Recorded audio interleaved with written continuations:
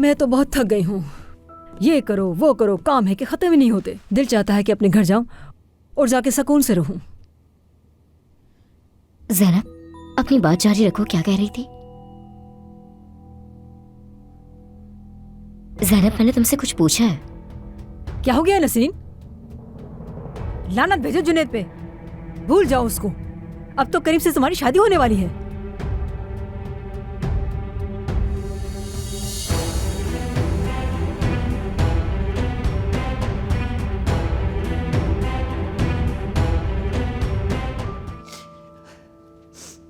मैं इन सब चीजों का हिसाब जरूर लूंगी करीम से। मुझे उस घर से निकले हुए वक्त ही कितना हुआ है, और वो उस बेशर्म लड़की को घर भी लेकर आ गया।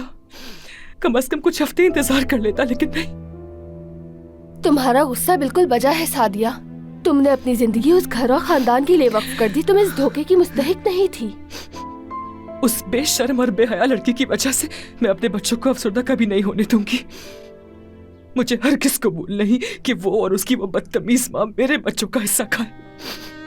और तुम्हें इस सब को हासिल करने के लिए एक मजबूत औरत बनना पड़ेगा। तुम हक पर हो, इसलिए तुम्हें ज्यादा परेशान होने की जरूरत नहीं है, ठीक है?